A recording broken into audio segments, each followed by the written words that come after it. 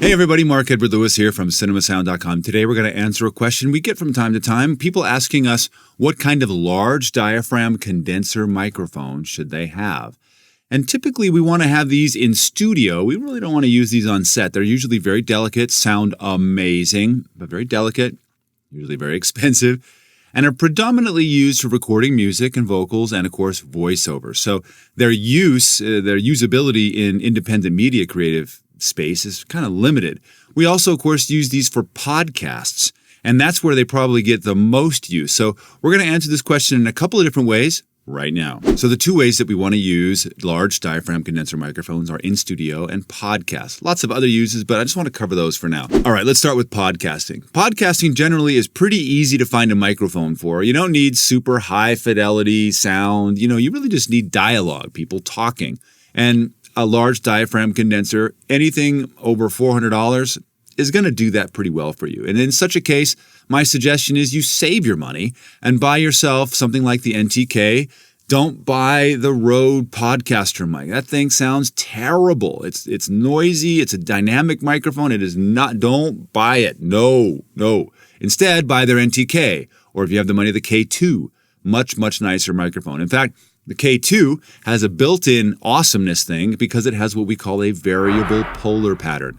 That means you can switch the polar pattern and you can get to figure 8. Well, what does figure 8 mean? Figure 8 means that the microphone picks up everything in front and everything behind and rejects everything from the sides. So imagine if you had a host, if you were the host and you had a guest come that you didn't expect and they had to run in and run out. And if you were on location, are you going to try to set up another microphone? No, you just turn a little dial.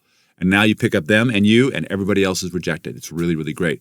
Or you could buy a fixed figure 8 microphone, and Røde makes an incredible, one of the best sounding ribbon microphones in the world. And for a lot less money than maybe you would find with our friends at Royer Labs, who make incredible sounding ribbon microphones as well. A ribbon microphone is, instead of having a coin-sized diaphragm, it actually has a big ribbon.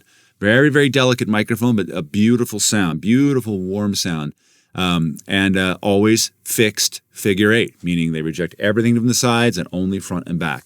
And they look really cool too. You whip out one of these on a podcast, people are going to go, "What in the world is that?" It's from Mars, which is sometimes valuable. You can also use lavaliers. No reason why not, unless you're in a really noisy environment, in which case you don't want to use a lavalier because lavaliers are always omnidirectional and very happily pick up everything around, even though it's very close to you. You can also use a shotgun microphone for that matter. If you're in a very noisy environment, just have one pointer at you and one pointer at your guests. You're going to get a pretty good sound in the world of dialogue, and maybe even use like a Saramonic TM1, something that's inexpensive, sounds good, tuned for the dialogue frequency space, and rejects everything else. Otherwise, for the large diaphragm space, a really inexpensive solution, one that I recommend to people that's kind of the cheapest I'd be willing to go, is the Samson G-Track Pro. Samson G-Track Pro, it's got a beautiful sound. It's pretty quiet. It's a little noisy, but also has multipolar pattern and is USB direct right into your computer, which is pretty nice. So that's kind of my recommendation for you podcast folk. All right, let's talk about in-studio microphones. So if you're starting out and you have a studio and you want to record musicians, a large diaphragm condenser is one of the many different kinds of microphone purchases that you'll need to make. You'll need to make dynamic microphone purchases, small diaphragm condensers, all kinds of other things. I mean, your wealth in your studio is not your mixer, it's not your speakers, it is your microphone cabinet. So there is no one microphone that you should be considering buying. You should be considering budgeting for many different kinds. The thing with microphones, though, is you don't get what you pay for.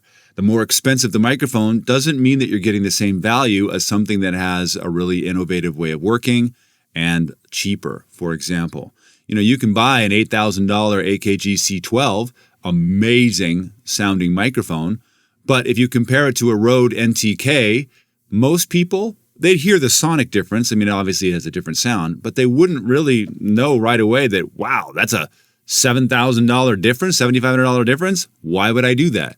Well, most people don't. And to me, the only real difference between expensive microphones and cheaper microphones, I mean, not $100 microphones, but reasonably high value microphones, is noise. A very expensive microphone is going to be extremely quiet. AKG, Neumann, Sennheiser, all of these high-level, microphone manufacturers that have been around for decades and decades. They make very high-level, very quiet, highly sensitive microphones. A cheaper microphone like the NTK, it's quiet, but it has nowhere near the noise floor.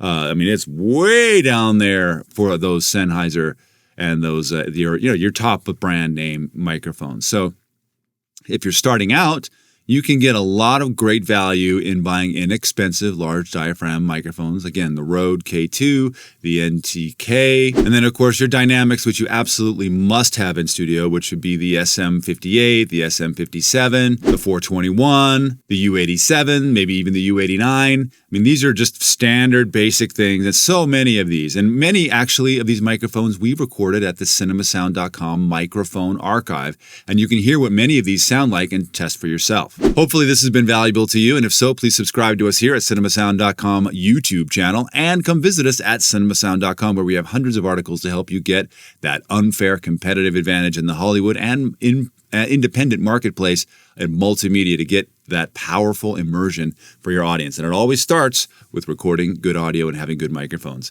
Hopefully we'll see you at cinemasound.com, and until then, we'll see you on set. Even if for yourself.